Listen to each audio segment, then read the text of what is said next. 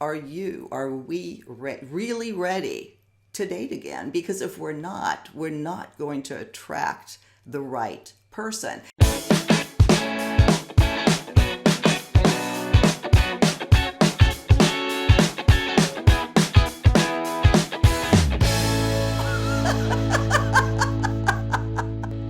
Thank you so much for joining us today on Second Act TV. I'm so happy to welcome back relationship and dating expert April Beyer. April, thank you so much for joining me again. Thank you, Silke. It's wonderful to be back. Well, I'm glad to have you back. Our viewers just loved you the first time. You're full of great advice. You have terrific experience to bring to this topic. You've been a matchmaker for over 20 years. I think Dr. Phil even said you're the best of the best. So we're really lucky to have you here today. And with all your experience, of course, you founded your company, Level Connections. You've bridged the gap between, well, online dating and traditional matchmaking, or helping a lot of people out there finding love again.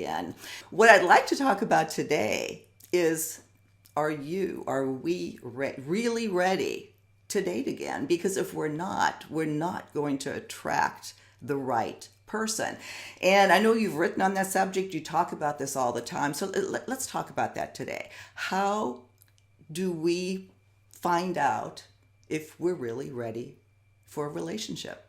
It's such an interesting question. Such a big question, isn't it, Silke? When I tell somebody you're not ready, they're often offended by this, as if readiness is this place that everybody needs to be.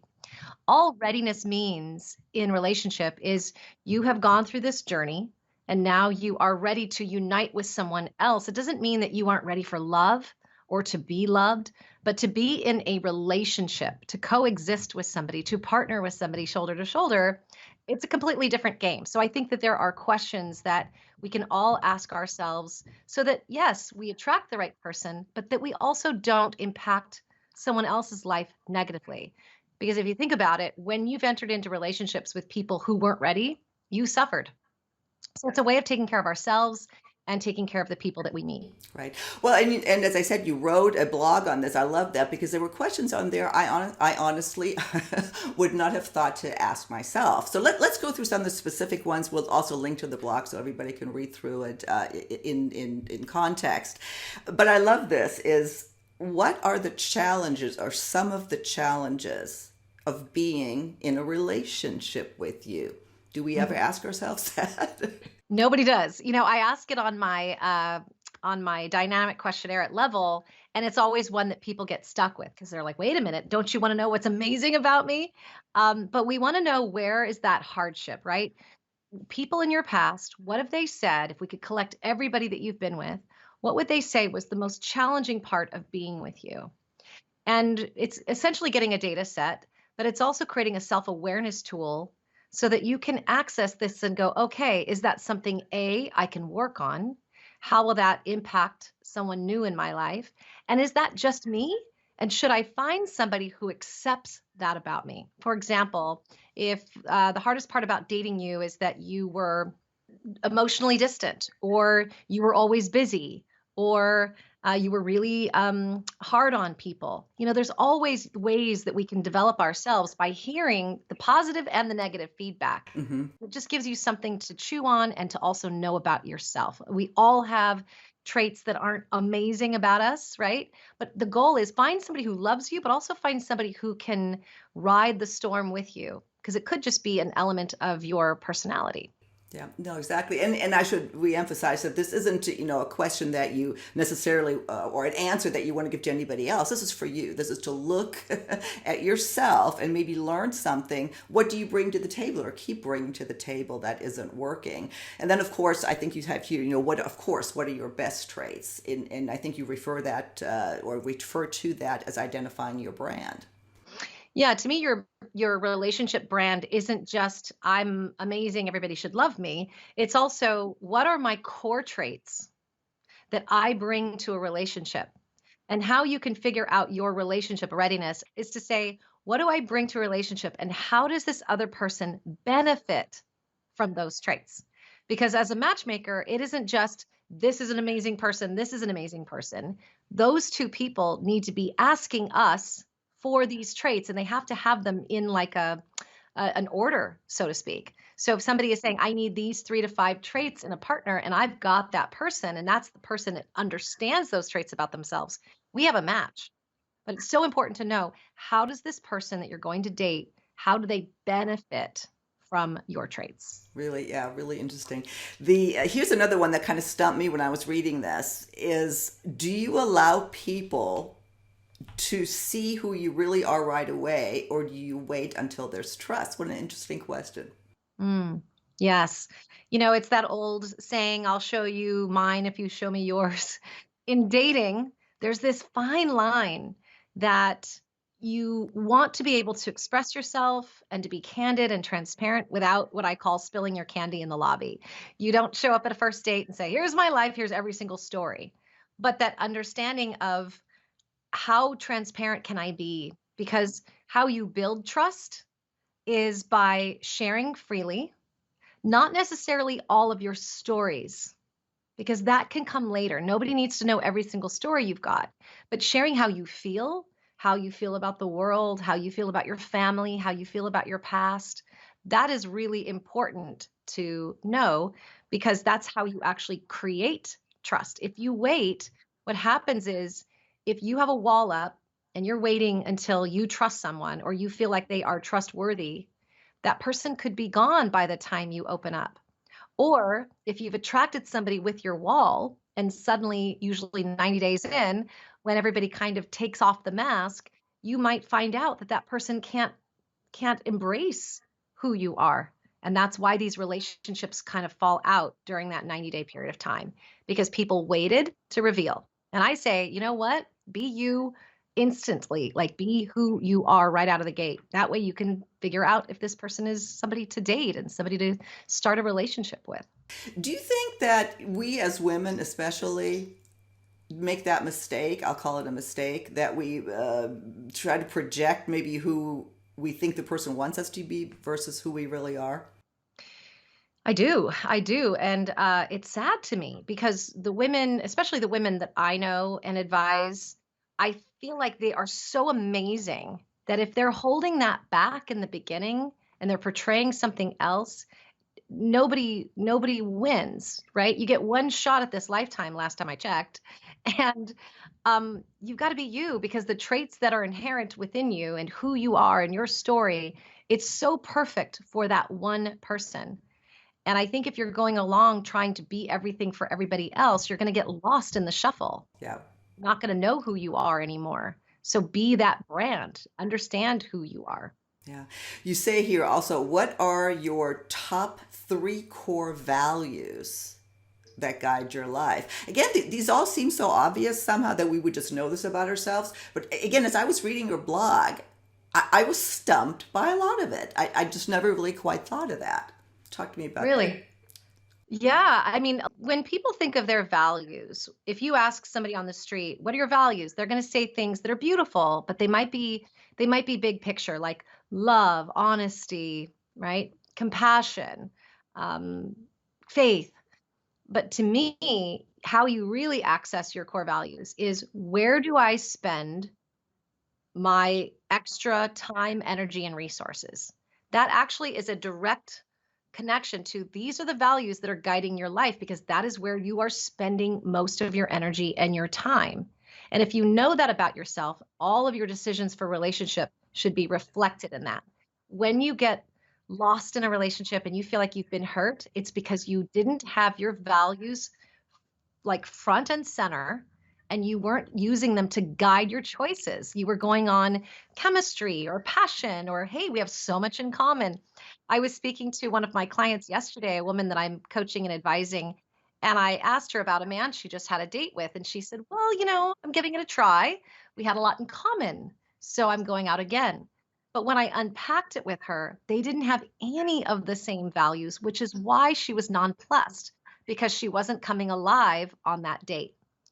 So you see, like, how these things can derail if you're not using that. So it's not as ethereal and big picture as people think it is. It's really actually very practical.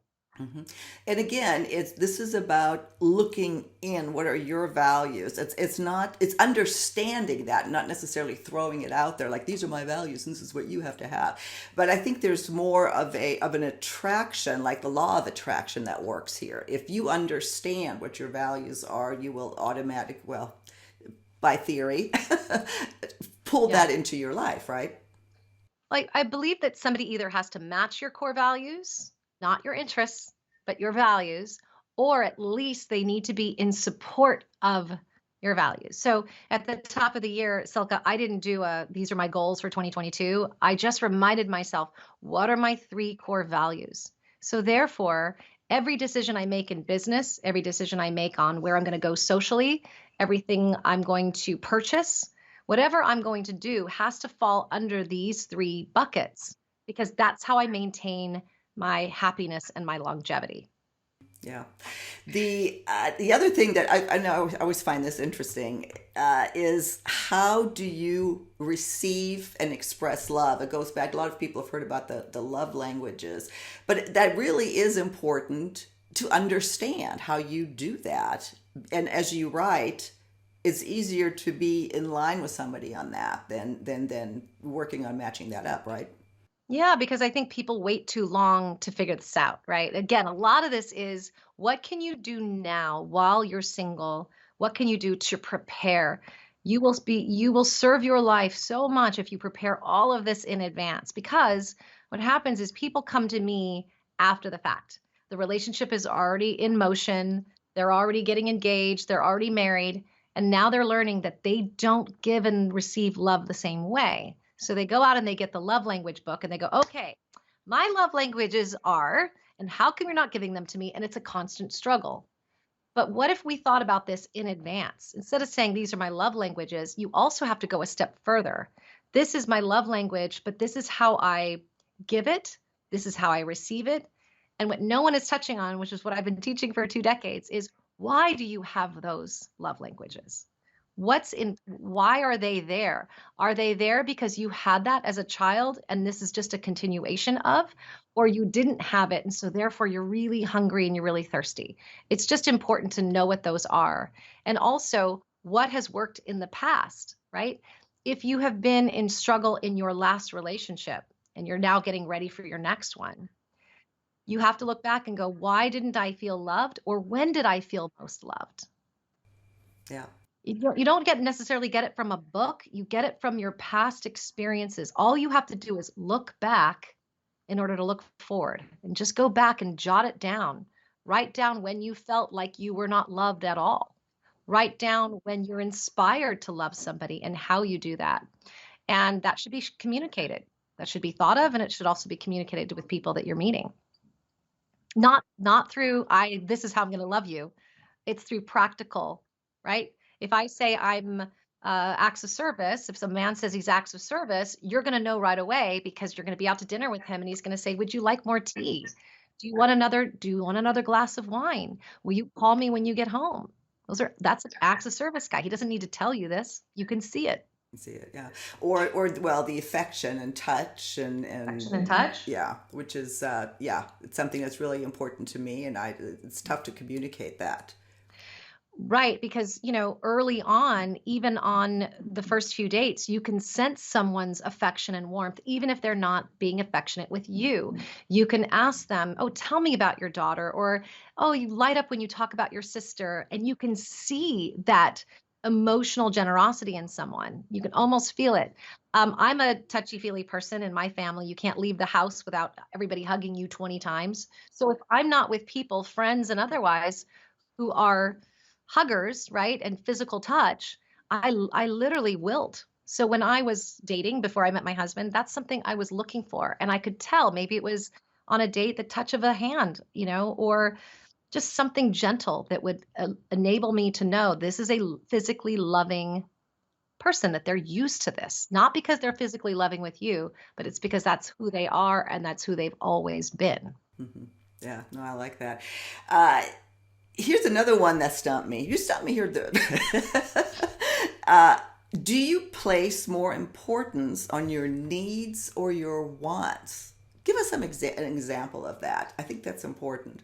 I consider wants your dessert and your needs the vegetable, right? Okay. So when we were kids, it's you can't have your dessert until you have your vegetable. Wants are beautiful, but to me, if it's a need, you have to back it up with why is it important to you? The universe will grant you more of what you need, but it's not always going to give you what you think you want. So wants to me are things that are really superficial. Height, hair color, um, what they do for a living. Now, if it comes down to I want somebody who is a person of faith, that's a need, right? I need that because that's how I've designed my family. I need that because I want that person to go with me every week. I need somebody who is well traveled. Actually, is not necessarily a want because it converts into curiosity. So instead of saying I want somebody who likes to travel, how about saying, I need somebody who's really curious about the world, Yeah. who Interesting. likes to, who has an exploration kind of personality, right? An adventurous soul. Those, you have to just justify it. Because when people come to me and they give me this long, long list of wants, there's too many, there's too many traits, too many adjectives, too much there. You got to narrow that list down and say, really, at the end of the day, I need these 3 to 5 things to be happy. And the other stuff, you know what? I can live without because it's not that important. Yeah. And sometimes you actually end up getting it anyway. When you go for your needs, you actually end up getting your wants, but you've got to go first to the need, second to the want.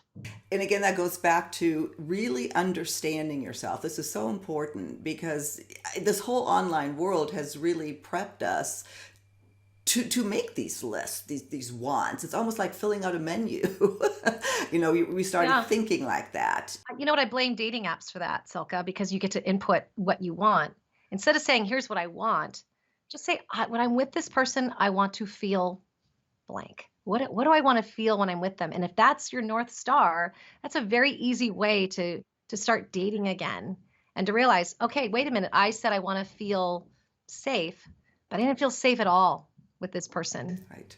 right? So get rid of that list and go for more of how do I want to feel when I'm with this person and use that as your guide. Yeah, doesn't matter if he has dark hair or 18 degrees or something. It's not, it's how does this person make you feel, or her, we're talking to both here.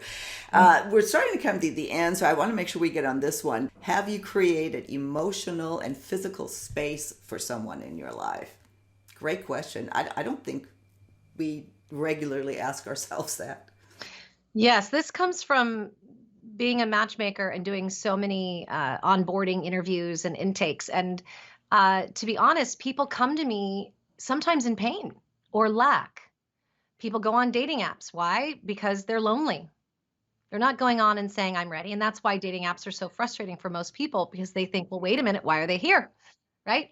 They're here to meet somebody and they're not responsive. Well, a lot of the times, maybe a high percentage of the time, people are there because there is something that they're trying to get over. Um, their friends said, hey, you're lonely, you should get on a dating app. So I look for neutrality. I look for don't wait to meet somebody to clear out the cobwebs. Don't wait to meet somebody to clear out your schedule.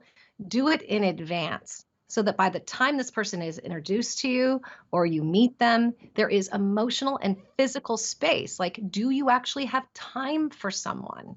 Look at your calendar, kind of like the look back of your past relationships. Mm-hmm. Look back at the last month, regardless of what's going on in your life. Look back and think, okay, if I were in a relationship right now, how much of my time would I have been able to give to someone? How has my energy been? Would I have been able to give somebody a lot of love and care and energy and focus?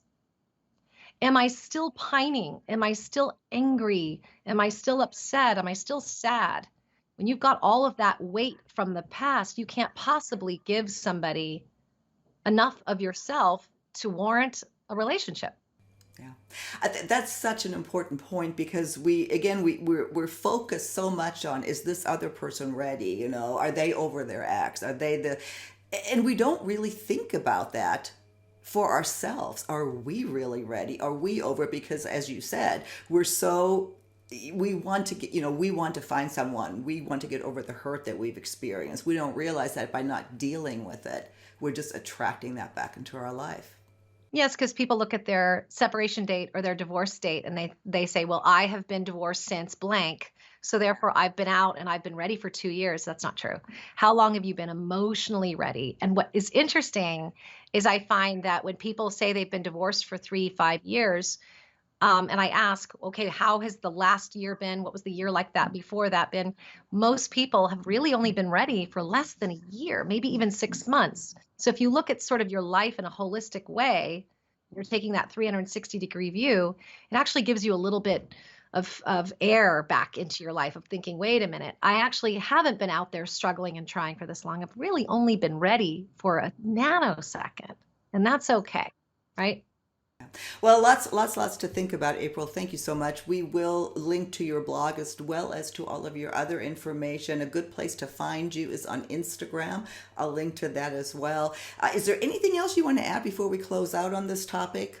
Just to really be easy on yourself, to be honest with you. Readiness is a journey. It's not a destination. You're always evolving. There's no such thing as the fully ready person or the person that has everything going on. We're all works in progress. And I think now more than ever, we just have to give ourselves a little bit of grace and a lot of kindness. Yeah, and know who you bring to the table. I love that. So again, thank you, and we'll see you again soon on Second Thank Act you. TV. Thanks, Delka.